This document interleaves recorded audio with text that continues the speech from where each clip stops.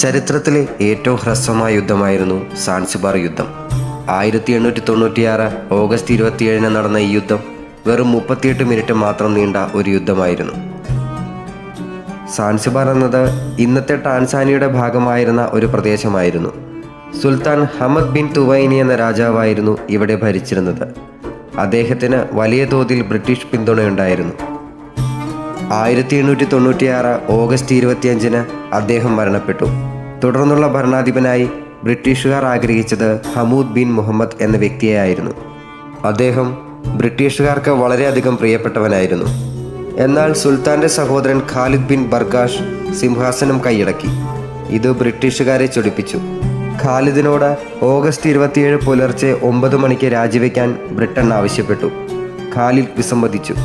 അദ്ദേഹം ബ്രിട്ടീഷുകാർക്കെതിരെ ഒരു സൈന്യത്തെ വിന്യസിച്ചു. അതിൽ സാധാരണക്കാരും ഉൾപ്പെട്ടിരുന്നു. ഏകദേശം 28,000 സൈനികർ. ഖാലിദിന് ആകെ ഒരു യുദ്ധക്കപ്പൽ മാത്രമേ ഉണ്ടായിരുന്നുള്ളൂ.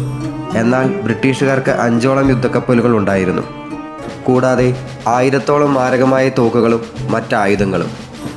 ഖാലിദിൻ്റെ വിസമ്മതത്തെ തുടർന്ന് രാവിലെ 9 മണി കഴിഞ്ഞ് 2 മിനിറ്റ് ഉള്ളപ്പോൾ ബ്രിട്ടീഷ് കപ്പലുകൾ രാജകൊട്ടാരത്തിലേക്ക് ആക്രമണം തുടങ്ങി.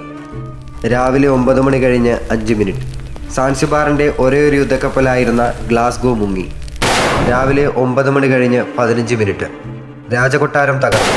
500ഓളം സാൻസിബാർ സൈനികരും പൗരന്മാരും മരിച്ചു. സമയം 9 മണി കഴിഞ്ഞ് 40 മിനിറ്റ്. യുദ്ധത്തിൽ പരാജയപ്പെടുമെന്ന് മനസ്സിലാക്കിയ ഖാലിദ് ജർമ്മനിയിൽ അഭയം തേടി. അങ്ങനെ വെറും 38 മിനിറ്റ് കൊണ്ട് ആ യുദ്ധം അവസാനിച്ചു. ശേഷം ഹമൂദ് ബിൻ മുഹമ്മദ് സുൽത്താനായി.